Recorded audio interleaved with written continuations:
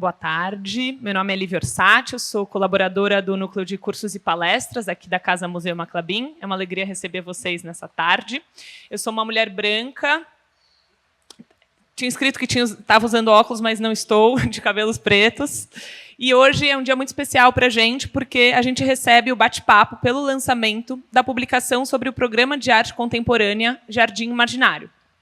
O programa Jardim Imaginário, realizado desde 2013 pela Casa Museu Maclabin, tem a coordenação e curadoria do Gilberto Mariotti e tem por objetivo proporcionar aos visitantes da Casa Museu novos percursos e novas leituras por meio de um trabalho artístico contemporâneo inédito, instalado no jardim da Casa Museu, promovendo um diálogo com a coleção reunida por Maclabin, o espaço de sua residência e as temáticas anuais propostas pela curadoria da instituição. Nas primeiras edições, foram convidados os artistas João Loureiro, Paulo Klimachuasca, Leandro Lima e Gisele Mota, e Márcios Galan. Em 2021, a quinta edição do programa foi realizada no formato de edital, no qual foi selecionada a obra Estrutura Exposta, de Márcia Pastore.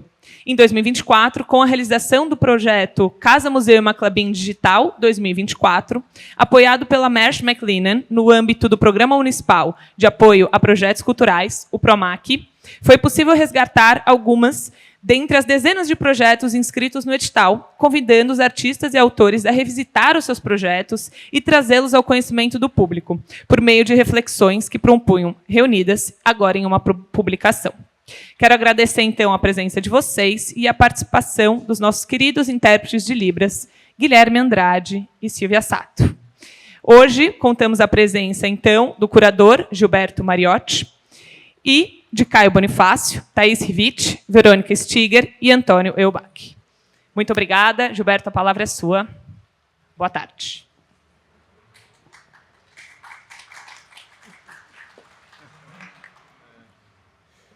Obrigado, Lívia. Bom, é ótimo estar aqui de novo, mas eu, antes de falar de qualquer coisa, queria começar agradecendo, que sempre me sinto muito bem recebido aqui. Então, queria agradecer a Lívia, queria agradecer a Marina, que chegou agora também, pela produção, todo o cuidado que vocês puderam oferecer para essa publicação acontecer. E, bom, acho que a ideia é que eu fale um pouquinho do que a gente tinha pensado, proposto para a publicação, e depois passe a palavra para alguns colaboradores que estão aqui com a gente hoje. Acho que tudo começou com essa transição, né, de uma edição para outra, em que a gente resolveu fazer um edital, uma chamada aberta, para que o Jardim Imaginário pudesse receber propostas de artistas do Brasil todo, e recebemos um bom número de propostas e boas propostas, e nos pusemos esse desafio de fazer uma seleção em que a gente pudesse, enfim, a gente tinha que escolher só um trabalho, né, só um projeto, mas que a gente pudesse dar atenção e olhar para todas as propostas recebidas.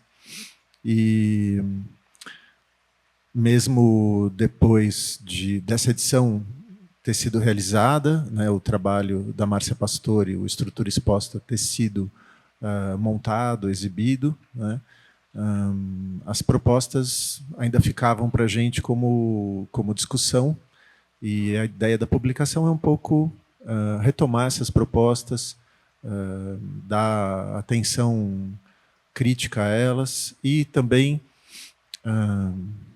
já que o nome do projeto é Jardim Imaginário, também propor algum tipo de imaginação para elas que não fosse o mero registro, né? E aí tem alguns colaboradores que puderam, que a gente chamou e que puderam dar sua contribuição nesse sentido. Então,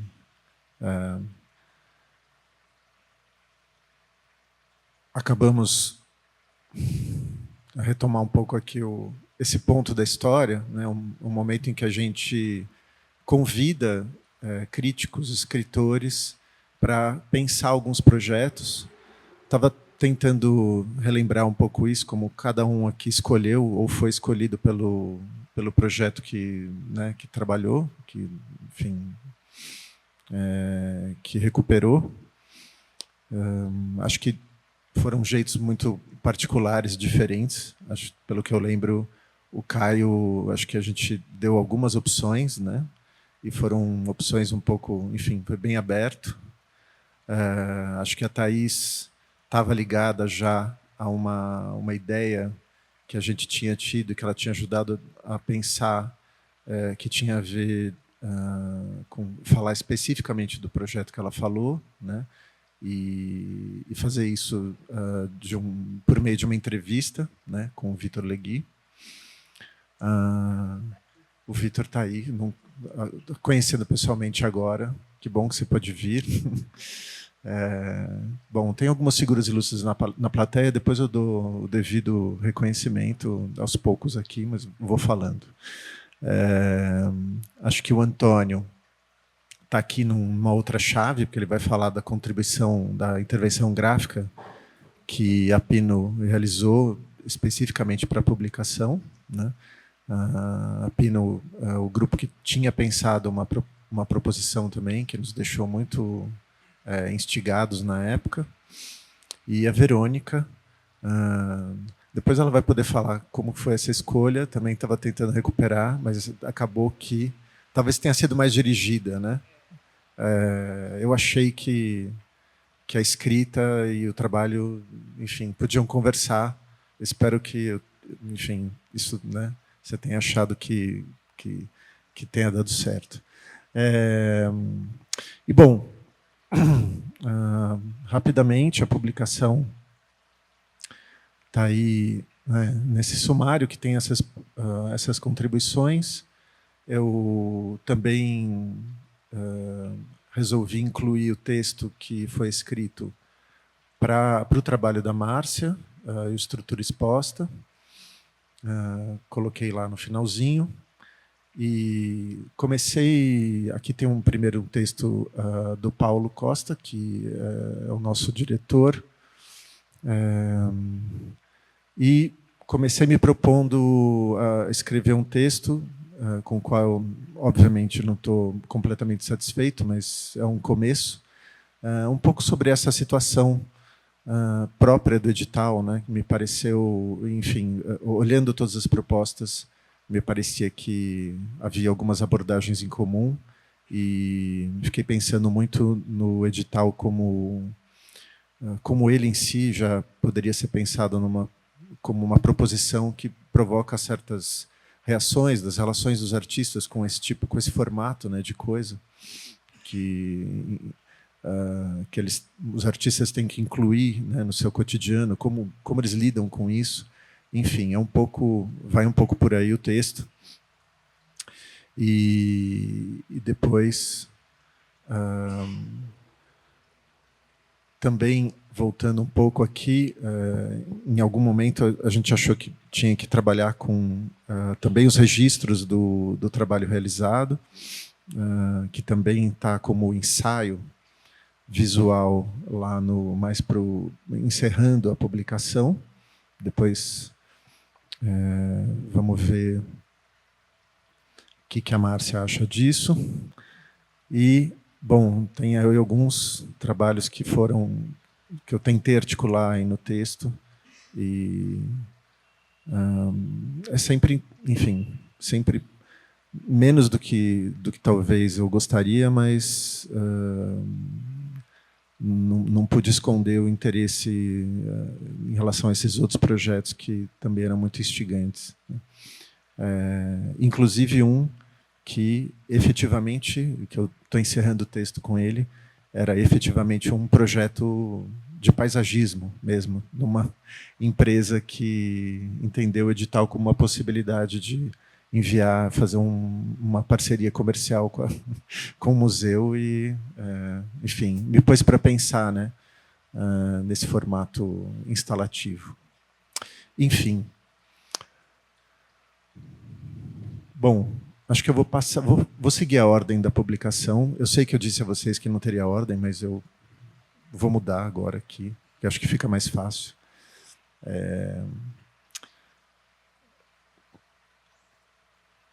No caso da Pino, que tinha feito uma proposição, a gente resolveu convidar para uma intervenção gráfica. E também resolvi desdobrar isso numa pequena entrevista. O Antônio está aqui para representar o grupo. A discussão se a gente chamava de grupo ou não está na entrevista. Eu, enfim, não achei nome melhor, desculpa, Antônio.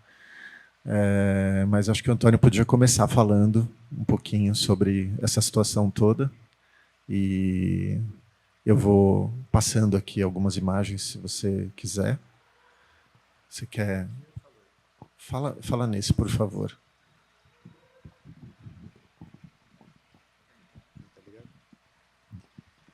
Boa tarde, tudo bem? Bom, o projeto original, ele foi pensado como um jardim que seria posto sobre esse jardim que já existe. Uma espécie de pastiche de jardim japonês, feito de areia, cascalho e algumas pedras cartonadas. Quando o Gilberto me convidou para fazer essa intervenção gráfica na revista, eu comecei trabalhando com o que seria uma tradução desse projeto para o espaço gráfico e bidimensional da revista. Então, comecei pela planta baixa, porque essa ocupação de areia no jardim, sobre essa área gramada, ela tinha um formato que era espelhado, né? Ela espelhava esse laguinho aqui, né? Justamente isso. Então, a primeira coisa que fiz foi, como também não tinha ideia de como seria a publicação como um todo, a gente não teve acesso a isso, eu pensei numa publicação como uma espécie de caderninho, né? Tinha uma capa de papelão, mesmo material das pedras, e uma contracapa também. Nessa contracapa, a gente vê o que seria a planta baixa do espaço, e a gente dispôs 4 páginas duplas, né? A primeira e segunda página se sobrepõem. Acho que fica melhor voltar naquele esquema, Gilberto, só para eu terminar. A primeira e segunda página se sobrepõem, assim como a terceira e quarta páginas, né? A primeira ideia foi tentar pensar no que seria um desenho desse jardim, trabalhando com algumas achuras. A gente já tinha alguns trabalhos da Pino que tinham que ver com padrões e achuras que são usadas em planta de arquitetura, que eram pintadas pelo espaço. Não deu muito certo, ficou com uma cara um pouco de esses guias para parques ou zoológicos, né? Não gostei muito. Aí eu comecei a trabalhar com fotografias de jardim, e também não estava dando muito certo, até que um dia eu fui num pet shop para procurar alguns materiais. Eu até trouxe para ilustrar a fala. O que a gente vê aí no projeto como grama é um feno para coelhos. Então, tentei pensar o que seria um material equivalente a cada material que estava no projeto, né? O feno fez esse papel da grama.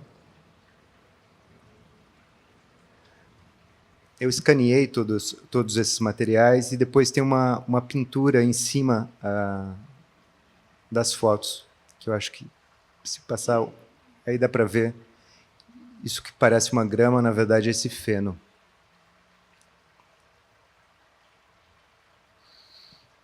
E essas imagens, depois de pronta, começaram a me lembrar um pouco esses documentários, tipo National Geographic, coisas assim. Essa possibilidade de você entrar mesmo no jardim, né? E o primeiro filme que me veio na cabeça foi um filme que me marcou muito na infância, que foi querida, e eu encolhi as crianças. Que tinha essa cena de você entrar dentro, né, mesmo do jardim, você com aquelas pessoas diminutas, né, enfrentavam alguns insetos e coisas assim, né. E nesse percurso assim de elaboração dessa intervenção gráfica,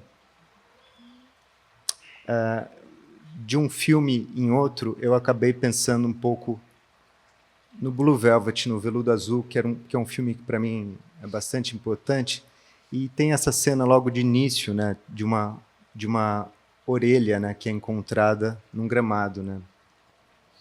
Estava um pouco insatisfeito com o que era, estava achando que estava faltando alguma coisa ainda nessa intervenção na revista, e aí eu decidi colocar a orelha em algum lugar nesse gramado aí. Porque a orelha contemplava também os insetos, né? Quando ele encontra a orelha, ela está um pouco já em decomposição e tem algumas formigas, né? Não sei se vocês, eu acho que muita gente deve conhecer o filme e a cena. E eu enviei o projeto para o Gilberto, acho que foi no final do ano passado, né? E passou pouco tempo, o Lynch morreu, né? E um pouco a contragosto, né? Por conta da ordem dos eventos, o trabalho acabou virando essa espécie de homenagem ao Lynch, meio sem querer. Acho que é isso, Gilberto, sobre o projeto. Fala um pouquinho da Pino, desde quando ela existe, e como é que vocês elaboraram a proposta na época, a proposta para o edital?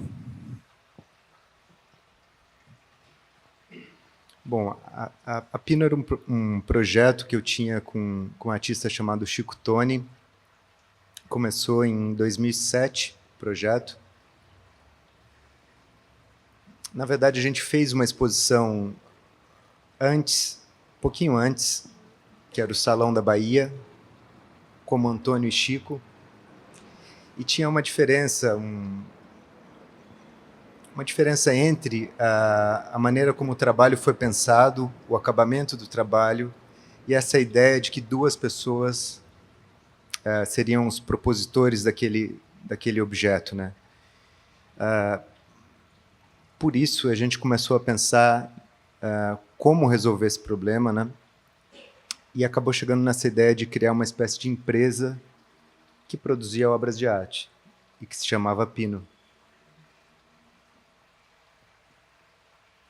Outra pergunta é sobre o projeto aqui da Klabin. Uhum.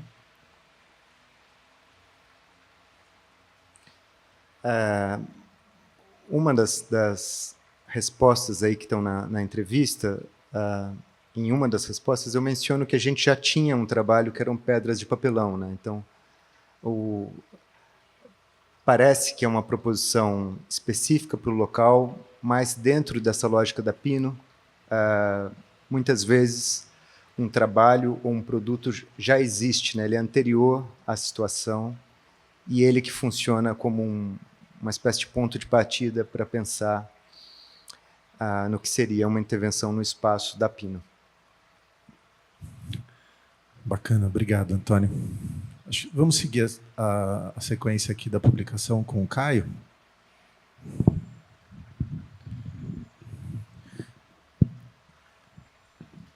Boa tarde, gente. Eu sou o Caio Bonifácio. Eu escrevi o texto sobre um projeto do Rafael Escobar, que chama Os Bodes Adoram Brincar. E é um projeto que previa instalar nesse jardim aqui um outro jardim, só que de cevada, tabaco, café e cana-de-açúcar. E com essa diagramação, né, de um paisagismo mais ortogonal, duro, com um banco circular no centro. É um projeto que faz alusão à interpretação de algumas substâncias que alteram funções normais do organismo como drogas, né?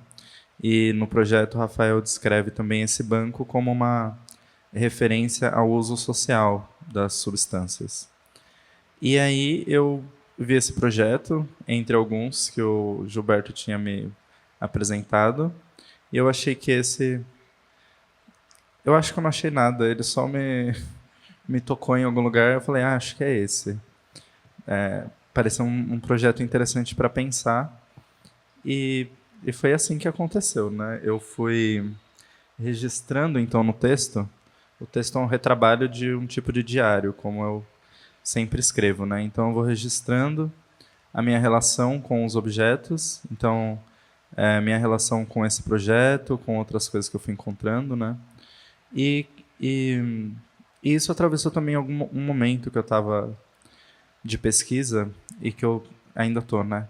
Mas de interesse por como os espaços são construídos e habitados e como que eles são distribuídos, né? E eu acho que vir visitar essa casa nesse bairro chamou muita atenção para distribuição desigual dos espaços, né? E aí eu fui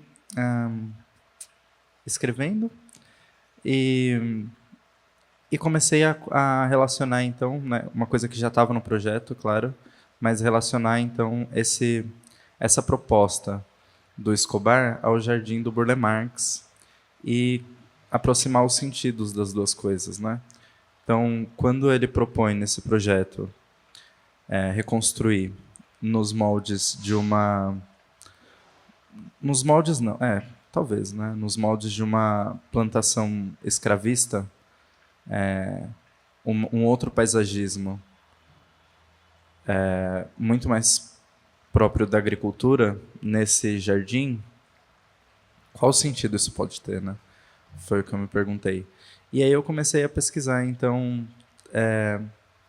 esse bairro, o Jardim Europa, que é um loteamento, é um bairro planejado, né? Nesse molde bairros jardim, que é um molde de urbanização inglês, visando atenuar os problemas da industrialização e da urbanização, né? E aí é um tipo de ocupação do espaço que prevê lotes grandes como esse que a gente está, que sejam, a maior parte deles não construída, né? Então ocupadas por jardins, e necessariamente ocupação unifamiliar, né? Só apenas uma família pode morar por lote. E é o loteamento que continua aqui, né? O tipo de regramento de ocupação desse espaço que continua tanto aqui quanto do outro lado, mais para cima. E aí essa pesquisa, enfim, me interessa também porque eu pesquiso um artista paulistano, que é um artista... Ele não é paulistano, é um artista mineiro que morava em São Paulo, que é o Elis de Castro, que também morava do outro lado, lá para cima na década de 80, né? Então, os padrões de ocupação do espaço começaram a me interessar. E aí as coisas iam começando a se aproximar, né? Um texto que eu vou refletindo sobre muitas aproximações formais que eu faço. Então, esse urbanismo, essa disposição geométrica das ruas se aproxima da disposição, de alguma forma, da disposição das plantas nesse jardim, da organização dos caminhos, da organização das pedras, onde tem grama, onde tem uma arborização mais alta, né? E isso se relaciona de alguma forma à disposição dos caminhos naquelas plantações que o Rafael Escobar também propõe retomar e colocar aqui. E aí eu acho que são, enfim, não divagações, né? Porque elas têm uma concretude, mas acho que são propostas de aproximação, né? Então, como é que essa organização do espaço ela funciona e ela distribui então entre diferentes pessoas e diferentes usos do espaço? Bom, aí é isso. Deixa eu ver o texto para eu lembrar as coisas também para falar, né? Fui passando aqui um pouquinho devagar, mas Tá. Esse é o final. tem os subitens, né? Voltando, o banco. Esse é um trecho sobre o uso social das drogas, né? Que também eu sou muito fã de Walter Benjamin. E aí, sempre que eu tenho uma situação propícia, eu volto para ele. E aí eu fui ler sobre o haxixe e outras drogas, né? E ele fala sobre esse uso do haxixe e de mescalina e de outras drogas também, que ele faz com acompanhamento de um colega médico. E é isso também, em relação ao projeto do Escobar, me levou a pensar sobre o uso dividido que tem das substâncias também, né? Porque, nesse caso, aqui, pelo menos, onde a gente vive, em São Paulo, a gente sabe que o uso de substâncias tem uma localização, o uso de algumas substâncias tem localizações muito específicas, né? Pessoas fumam maconha em lugares específicos, pessoas consomem crack em lugares específicos, cheiram cocaína em lugares específicos, tomam café em lugares específicos. E o lugar onde essas substâncias são consumidas, né, e as pessoas que consomem, também determina o que vai constituir essa substância. Então, o próprio Rafael Escobar tinha uma pesquisa que foi apresentada em outro trabalho, que eu não lembro o nome, mas está no texto citado, que ele analisa a cocaína consumida aqui no Jardim Europa e a cocaína consumida em algum bairro do centro de São Paulo, acho que na região da Cracolândia, e que tinha muito mais café na cocaína da Cracolândia, e aqui ela era muito mais pura, né?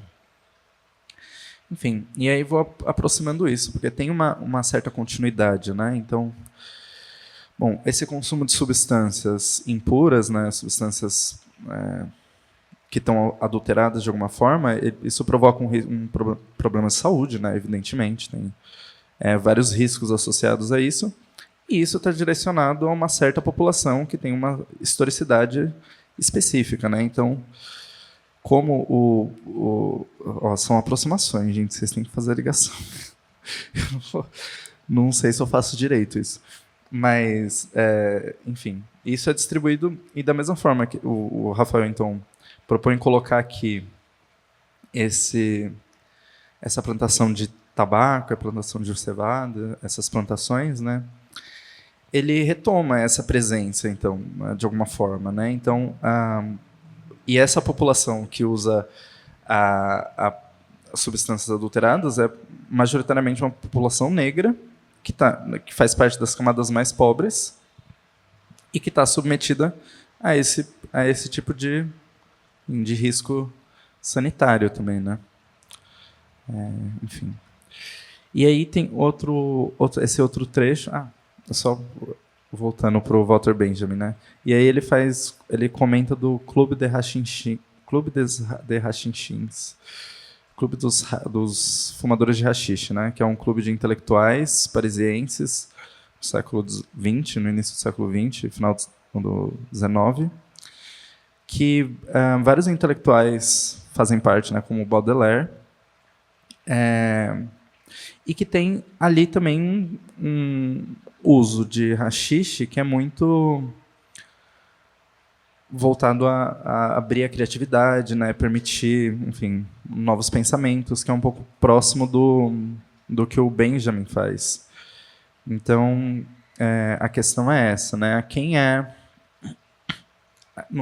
E é a questão que o Escobar também levanta, né? A substância em si, ela não é o problema, né? Mas é a distribuição do uso dela, porque o uso acompanhado ele tem riscos diminutos, né? E tem uma funcionalidade específica.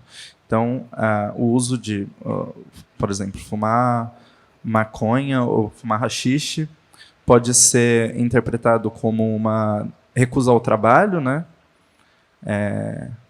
E preguiça e vagabundagem, mas também é esse outro lugar que é a criatividade e a produtividade intelectual, né? Depende da classe de quem está consumindo isso. Aí volta lá, deixa eu ver. Já passou o meu tempo. Eu fiquei com vontade de falar aqui um pouco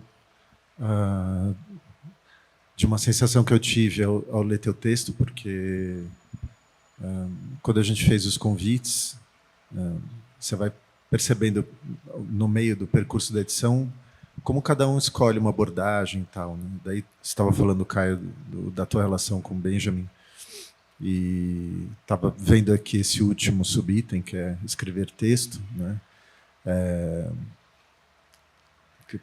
Eu entendi que, não sei se foi uma escolha, mas o que aconteceu aqui foi verdadeiramente aquele formato do ensaio, né? Como o narrador, como alguns ensaios do Benjamin que escolhem uma espécie de percurso, né? Uma espécie de trajeto com o leitor, que vai colocando marcos importantes, vai trabalhando, retoma, às vezes volta no mesmo ponto, né? E fiquei pensando como isso é pertinente em relação ao objeto, né? É como se realmente a gente estivesse indo em tempos históricos diferentes e, ao mesmo tempo, caminhando juntos pelo jardim, né? Você e o leitor. E como a gente termina o texto um pouco voltando a essa questão, né? Além disso, é um texto que não dá de barato essa proposição, né, que é um desafio, que acho que todo mundo encarou, cada um ao seu modo, de escrever sobre um projeto, algo não realizado, né? Algo que a gente não poderia acompanhar presencialmente, né, concretamente, digamos, né? Então, ele começa questionando isso, se questionando qual é o seu lugar, né, mas vai criando lugar por meio desse percurso, né, e acaba retornando. Depois retorna para essa questão de um jeito já mais maturado, né? mais pensado. Enfim, acabei falando do teu último subitem. Obrigado pelo comentário, Gilberto. Eu acho que é um pouco também esse processo mesmo de escrita, né? Eu vou visitando algumas coisas mesmo. Eu visitei a casa e eu registro o trajeto daqui até a minha casa, o que eu vejo no caminho. É uma coisa que eu tento praticar sempre na minha escrita, e eu começo o texto falando: esse é um texto sobre um projeto diferente de um trabalho de arte, mas no final eu acho que a mesma forma como eu me aproximo de um trabalho de arte é como eu me aproximei do texto, que é narrando esse processo, do projeto. Que é narrando esse processo de como chegar até lá, das coisas que eu vejo no caminho, né?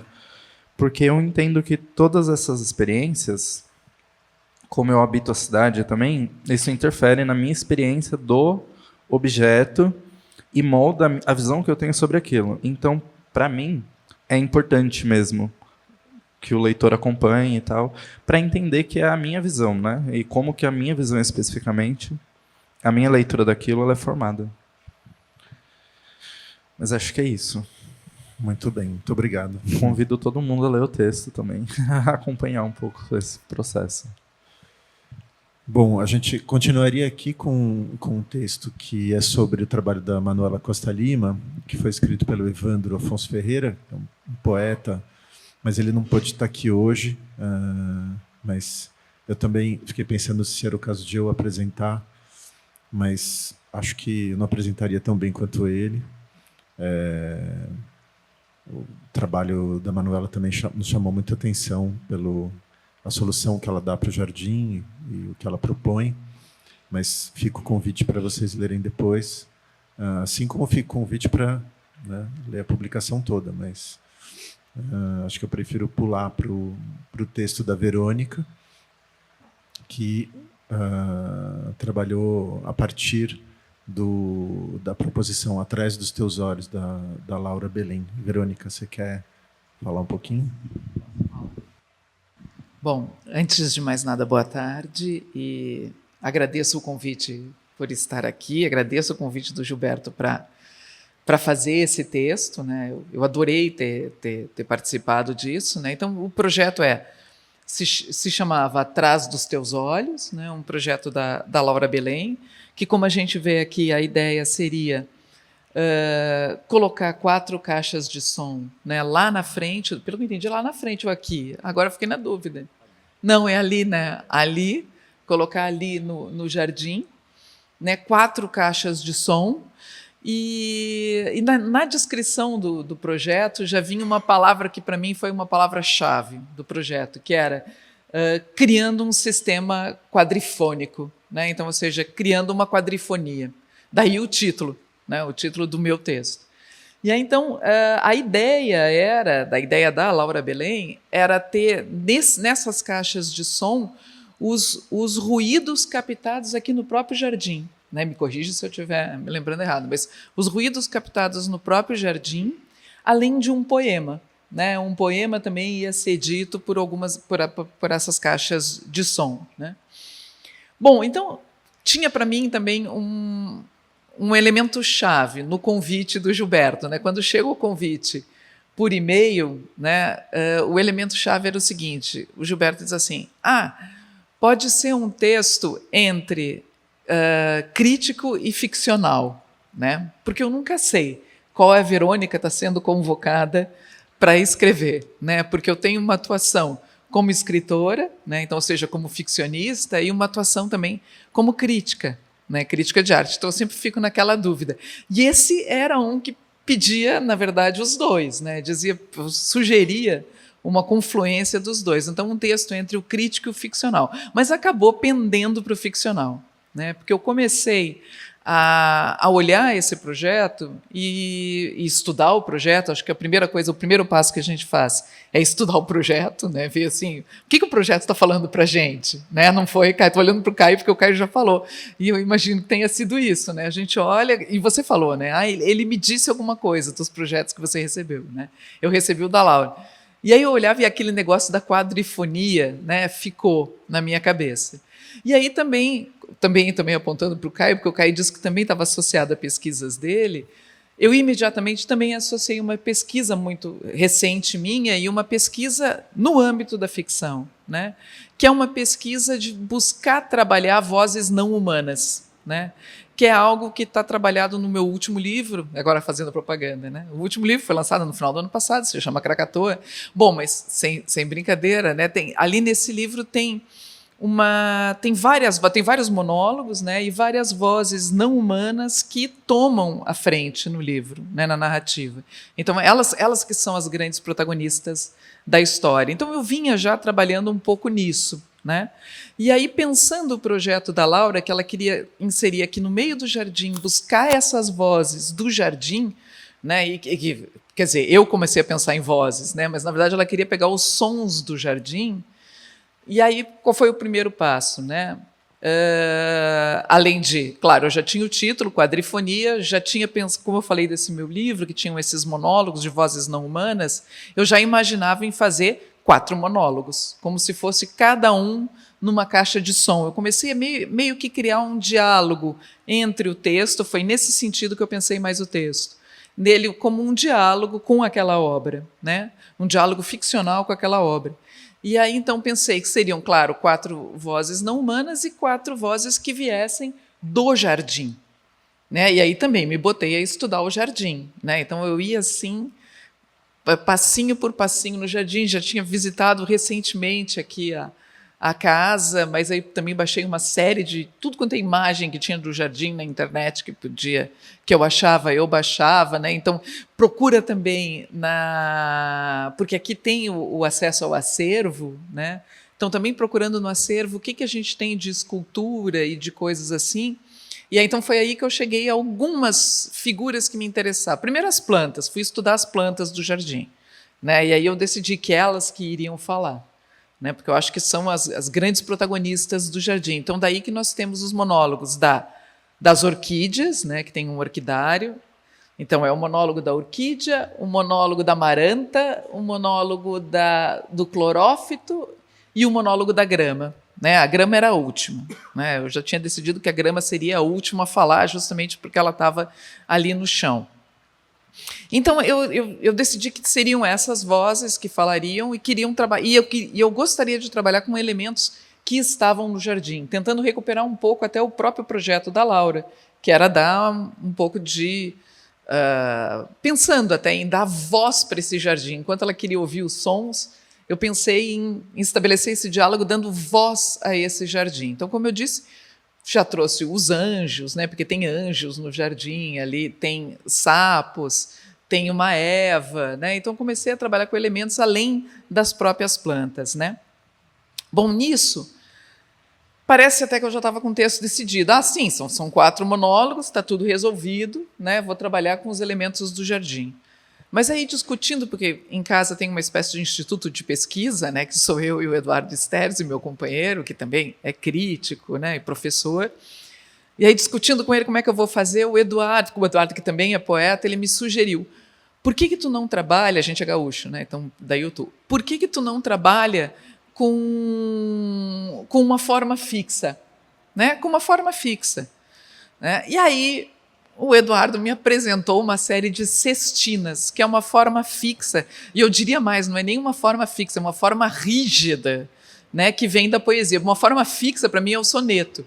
A sestina é uma forma rígida, né?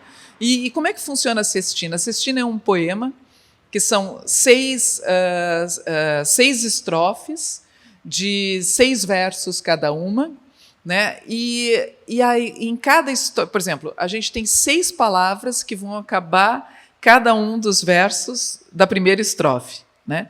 E essas 6 palavras, 1, 2, 3, 4, 5, 6, elas vão vir na estrofe seguinte numa outra posição, né? Então fica o 6, a última vai para o início, então tem todo um jogo de vai e vem. Eu tenho tudo desenhado aqui, por isso que eu estava abrindo o celular, né, uma hora.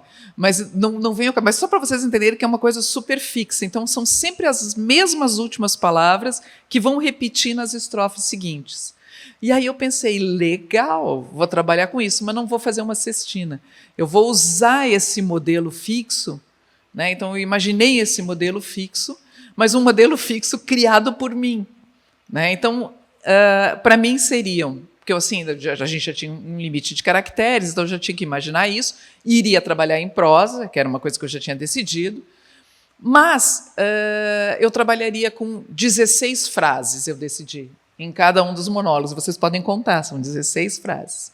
E aí eu tinha que estabelecer, eu decidi estabelecer em conjuntos de 4, né, esses jogos de frase. Então, são 16 palavras, mas elas têm jogos de 4, que eu dividi cada monólogo, né, A1, A2, A3, A4, né, e depois B1, B2, B3, B4, os uns em relação aos monólogos, C1, C2, C3, C4, D1, D2, D3, D4, e fui mexendo, fazendo um jogo de cruzamento dessas palavras, né? Não, é super louco. Depois, se vocês quiserem, eu depois mando para vocês, né? Eu tenho todo o esquema marcado.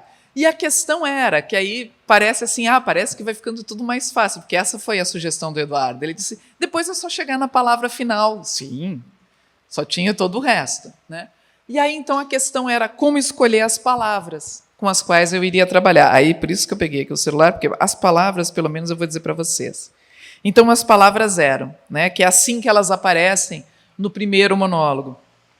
Razão, anjo, o anjo, claro, né, vem. Então, ou seja, a inspiração veio muito do próprio jardim, né, então, assim, de elementos que estão associados ao jardim aqui, mas também elementos outros e elementos que vêm muito, claro, né? Eu acabei lendo principalmente um livro das Sestinas do Dante Alighieri, né? Que foi que o Eduardo lê aqui para ter uma ideia, para te inspirar. Então eu li ali aquilo com atenção, li algumas outras, que quem inventa essa forma, a sestina, é o Arnaut Daniel, que é um poeta provençal, né? Então também fui ler as sestinas dele, então fui ler várias. E aí dali também veio muito de um vocabulário que me interessava, como o verde, o lago, que o lago tem aqui, mas a pedra, que também tem aqui no jardim. Então vem um pouco desses. E claro, palavras como coração, que é chave, né? Isso é fundamental para a poesia medieval, essa imagem do coração, né? Coração, claro, razão. Então veio razão, e aqui era absolutamente aleatório. Razão, anjo, sol, vento, né? Coração, sapo, o sapo que eu falei para vocês, que está aí. Pedra, amor, que também é uma palavra-chave para o medieval. Pássaros, né? Eu li que tem vários pássaros que vêm aqui no jardim. O lago, que está aí. O verde, que é fundamental aqui no jardim, Eva, mar, porque eu imaginei que essas palmeiras, chegou num determinado momento, eu achei que uma das vozes ia ser das palmeiras. E aí eu já tinha a frase, que era, daqui de cima dá para ver o mar. Né? E aí, então, assim, não, então vai entrar o mar, até porque é louco pensar no mar em pleno São Paulo, né? Que é uma coisa assim, um pouco distante da gente, mas não tanto, é só 40 quilômetros daqui. Né? Então, mar, neve, que seria também uma outra imagem doida, né, associada com São Paulo, que neve não há, jardim e morte. E aí era uma questão, que eu queria que tudo acabasse com a morte. Né? Eu queria, porque eu sou assim, né, bem otimista, eu queria que a última palavra fosse morte, então depois eu tive que inverter todos esses monólogos, né, e botar no final. Então, a partir dali, eu fiz o meu esquema, né, que era embaralhando tudo, eu embaralhava cada uma das 4, né, dos As, mas também com o jogo com B, com C, com D, depois eu poderia mostrar para vocês esse esquema. Embaralhei tudo, o máximo que eu podia, e aí eu tinha como que cada um ia acabar com que palavra, né?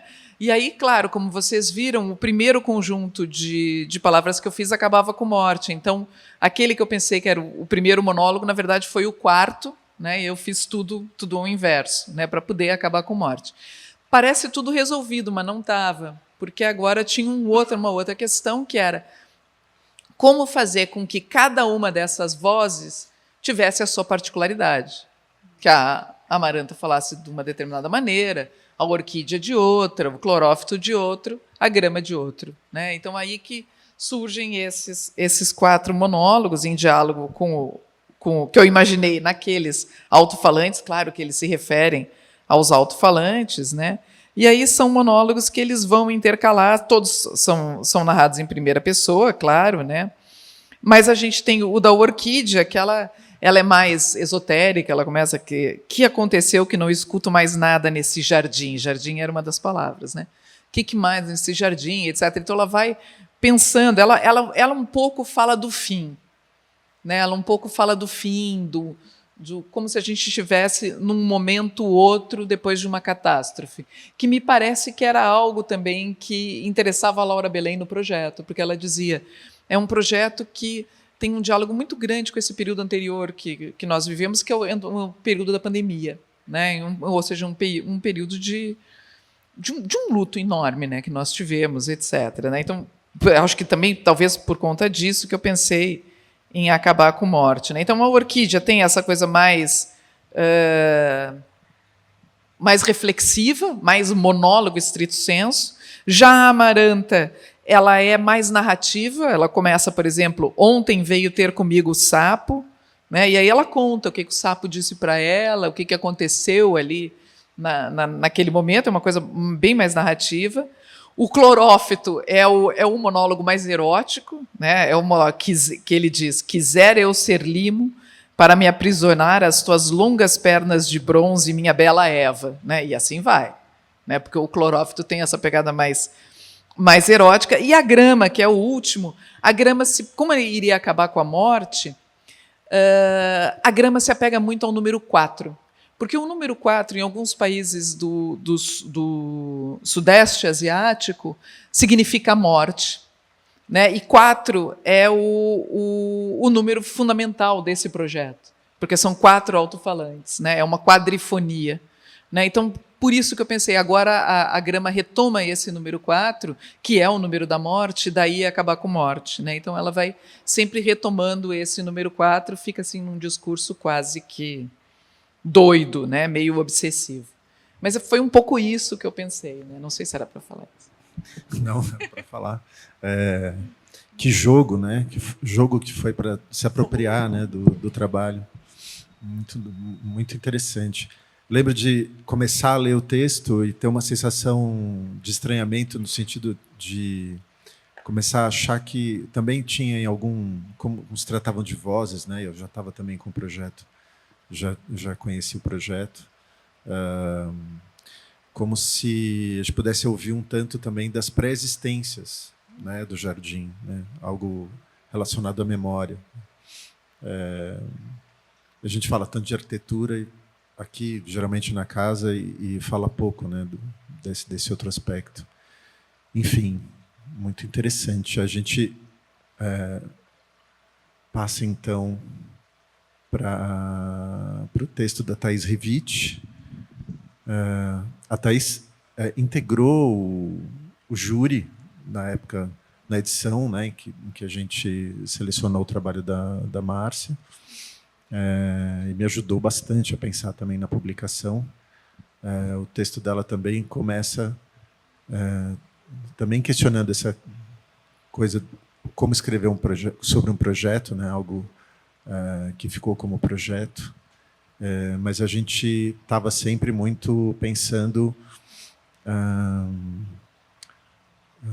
nessa situação mais um pouco lateral, mas que acabou também tomando um pouco a nossa experiência naquela época, em relação a Rochelle, né? Então, bom, vou deixá-la falar sobre isso. Oi, gente, boa tarde. É muita coisa, a sensação que tem muita coisa para falar. Vou tentar falar um pouco. O Giba já falou dessa minha posição um pouco particular aqui, né, porque eu estava nesse momento de passar pelos 99 projetos, né, e escolher um. Essa posição do júri é uma posição que eu acabo assim, já tendo uma familiaridade a essa altura da vida, né, foram muitos júris, e sempre fica essa pergunta, né, com os projetos que não são contemplados. Enfim, é uma sensação muito difícil, né? Assim, porque você vê que tem muitas coisas super legais, com um raciocínio complexo, longo, com muito empenho, né, dos artistas para refletir, cada um trazendo também um aspecto interessante do funcionamento aqui, no caso, né, do Museu Casa. Enfim, e aí você fica assim com aquele trabalho também do júri extenso, né, de reflexão e de conversa e de cada um apontando ali porque esse projeto é muito legal, que esse aspecto é muito interessante, a gente não pode prescindir e tal. E nesse caso a gente tinha uma escolha, né? Às vezes a gente tem 6, né? Dá para jogar melhor, né? Dependendo do júri. Bom, as pessoas falando, e a gente aqui do lado, né, do jardim, eu fiquei achando também bonito como a gente foi projetando, né, os trabalhos, e agora também acho que com a Verônica o texto. O trabalho do Escobar aconteceu, né, no Jardim do Man, né, lá no Ibirapuera. É curioso, porque a gente fala projetos que não aconteceram. Alguns aconteceram depois, né? E o meu texto acaba um pouco assim, né, sugerindo que talvez o projeto sobre o qual eu escrevi pudesse ainda acontecer, né, deixando um pouco essa vontade assim de ver. O projeto chama Ali a Lábia, o projeto do Vitor Legui, que está aqui, e da Rochelle Coste, que morreu. Enfim, nesse intervalo, né, entre a apresentação do projeto e hoje, a publicação do livro. Acho que isso também joga um peso muito grande, né, para isso que eu estava falando, nessas decisões de júri, né, então, de projetos que... Bom, se ele acontecer, a Rochelle não vai ver, né, mas isso não sei, é algo, para mim, muito forte, né? E eu estava saindo de casa hoje, eu achei que a gente podia fazer essa descrição, que a Lívia foi a única que fez, né, falando quem que a gente é. E aí eu pus esse colar, eu acho que eu nunca tinha usado esse colar. Esse colar é o colar que a Rochelle não escolheu. E eu achei que eu tinha que vir com ele, porque, enfim, tinha um paralelo, né, com essa situação aqui. A gente tem uma amiga em comum que estava mudando de casa, se desfazendo de algumas coisas, e chamou umas pessoas para irem escolher. E eu cheguei falando, quero ver os colares. E essa amiga Carla Zaccanini. E ela falou, bom, a Rochelle acabou de chegar e levou tudo. E esse colar foi um que ela não escolheu, né? Eu fiquei pensando nessas escolhas e como a gente vai dando outra vida porque não foi escolhido, ou enfim, né? Também é muito difícil não lembrar que a Rochelle morreu aqui, né? Aqui em frente, assim, uma morte violenta, prematura, e talvez desse texto todo a parte mais difícil para mim tenha sido fazer a nota, né, de rodapé, assim, informando isso ao leitor, ou que tamanho isso devia ter, né, que a coisa era muito recente, enfim. Esse texto, então, fala de um projeto. Eu sabia que eu tinha que conversar com o Vitor para fazer ele. Na verdade, o texto todo é uma entrevista e pequenas reflexões que eu tive depois nos ouvindo de novo, né, Vitor, a nossa conversa, e, enfim, ou mesmo na hora, né, também te interrompi, porque era um projeto que tinha muitas camadas, um projeto super complexo, assim, articulava muita coisa. Era um projeto feito em parceria, então, entre dois artistas que já tinham trabalhado junto, que vinham ganhando um ritmo, né, de trabalho junto, mas também, por outro lado, cada um tem o seu, né, enfim, tinha seu trabalho individual como artista, e perceberam que esse trabalho se encontrava em alguns lugares, né? Vocês estavam explorando um pouco esses pontos comuns. Para mim, bom, aí falando um pouco assim da estrutura do texto, eu se me lembro bem, eu dividi entre ali e a lábia. Porque o ali era o que esse projeto dizia respeito ao espaço, a esse espaço, né? E muitos pontos de vista sobre esse espaço, né? Também tinha muito a ver com o bairro, como o Caio pontuou, mas também, enfim, sobre um espaço super bem conservado, né? Preservado, um espaço que você volta a ele está meio igual, né? Ele parece meio impermeável ao tempo, assim. E a lábia tinha a ver com um segundo momento do projeto em que ele seria ativado, né, e seria um pouco palco de uma ação. É mais que um palco, né? Isso, seria ativado, era um lado mais performativo, né, do projeto, performático do projeto.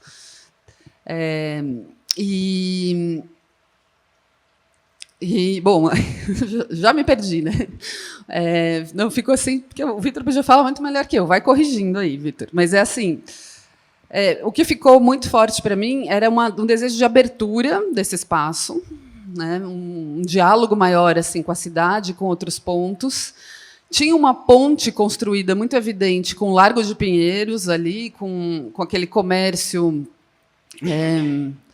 mais informal, né, do Largo de Pinheiros. Então, a proposta era montar aqui, mediante uma fusão de imagens que estão no acervo sem ser mostradas, né, então, obras que são do museu que não estão em exposição, e os camelôs, né, então, eram imagens que habitariam produtos de camelô, mostradas em dispositivos que também eram inspirados nesses jeitos que os camelôs usam para dispor suas mercadorias, quer fosse pendurado ou empilhado, né, de uma certa maneira, assim.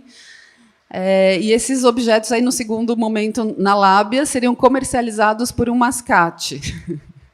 E aí estaria em jogo também a capacidade de negociação e, mais ao longe, uma ideia do valor, né, daquilo, que habitava o museu, era parte de uma obra de arte, mas tinha um estatuto um pouco esquisito, porque também, às vezes, podia parecer assim, uma lojinha do museu, né, que reproduz o quadro mais famoso na camiseta. No caso, não era camiseta, né, era uns vidros, pano de prato, eram 3 coisas, né?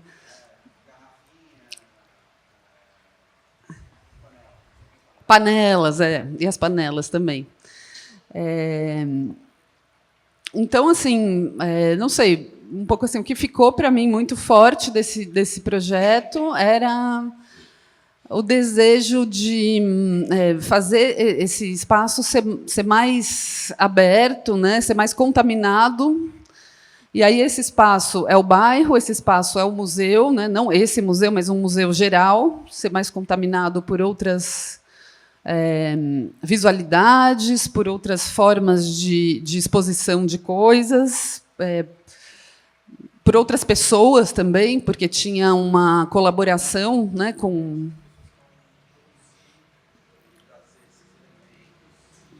as pessoas que iam produzir, e eu estou reproduzindo aqui a sua fala.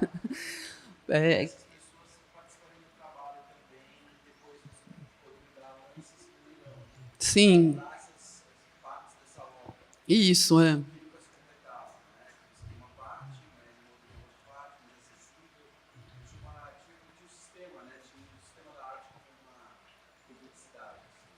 Uhum. Imagina. Não, eu só estava complementando que tem essa relação do sistema da arte. Então, o trabalho, na verdade, era uma proposição de criar esse embaralhamento entre vários setores, né, da arte. Então, desde a produção até a circulação, o acervo, né, que era uma coisa que interessava muito a mim e a Rochelle, porque a gente queria trazer imagens e partes de obras que nunca foram vistas. Tem muitas obras que estão ali no acervo que você nunca viu. E por que nunca viu, né? Qual que é a relação, qual que é a questão? Quem escolhe, como escolhe, por que não está, quem conserva, quem não conserva. Depois disso tudo, a gente mostraria esses elementos e a ideia era pedir para algumas pessoas que produzem materiais que estão, né, na circulação de uma loja de R$ 1,99, enfim, desse tipo de objetos comuns, né, do comum, que eles recebessem essas imagens estampadas neles, que eles pudessem ser mostrados no museu, né? E, a partir daí, você visse isso se ativando de uma outra maneira com uma pessoa que te explicaria, que é um mascate que tentaria vender a ideia para você. Então, ele tentaria colocar, olha, você sabe o que é isso? E entraria com o público em sessões, né? Explicando o que era cada núcleo do trabalho, e a história por trás dessa imagem que não circulou, e o porquê que ela chegou até ali, e ela está disponível ali para ali ver, e que depois o convite ficaria para que essa pessoa, ou qualquer um, pudesse acessar esse leilão online e pudesse comprar esse trabalho e ter que convencer. Na verdade, o final do trabalho, na nossa cabeça, seria um leilão onde você não dá um valor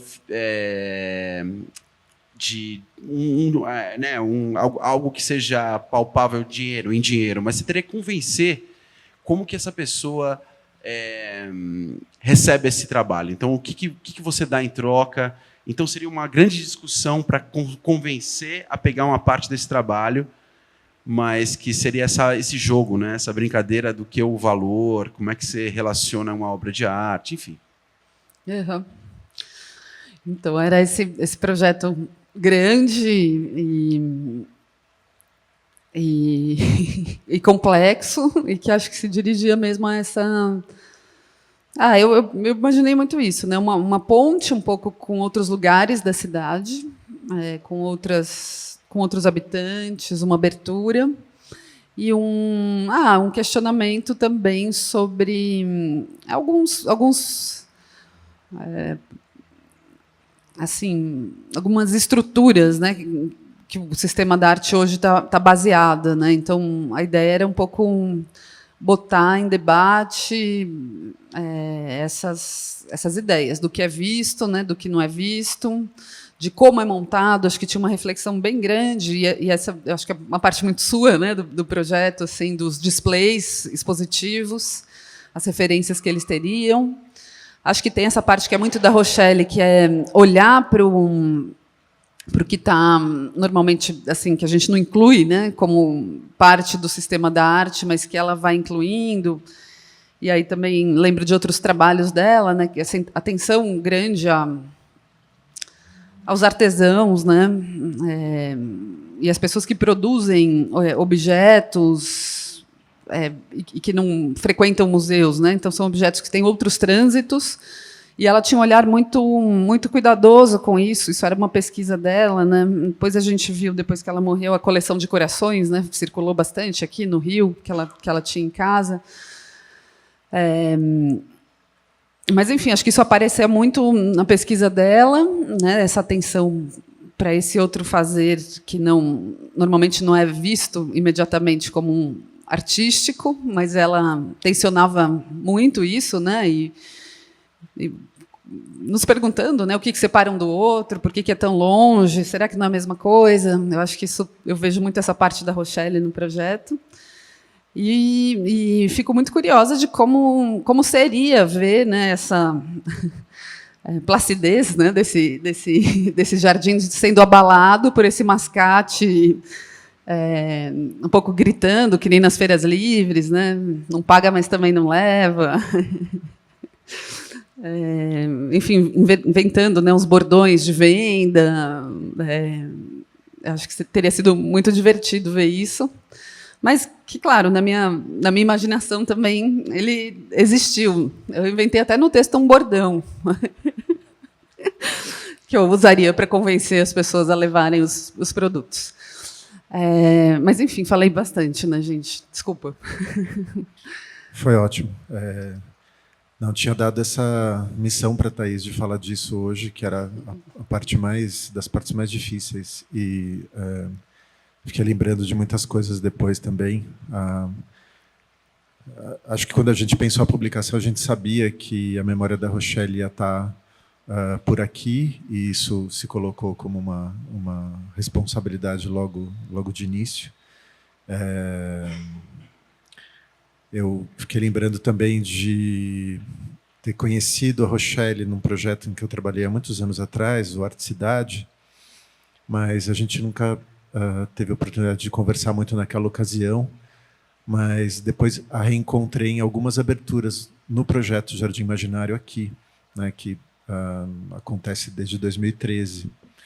E quando chegou o projeto de vocês já na seleção, lembrei dessa conversa específica que eu tive com ela ali, na rampinha. Essa parte foi reformada depois de um tempo, mas, enfim, era um espacinho que tinha ali, em que ela veio dizer de uma ideia para cá, veio começar a falar sobre isso. E, enfim...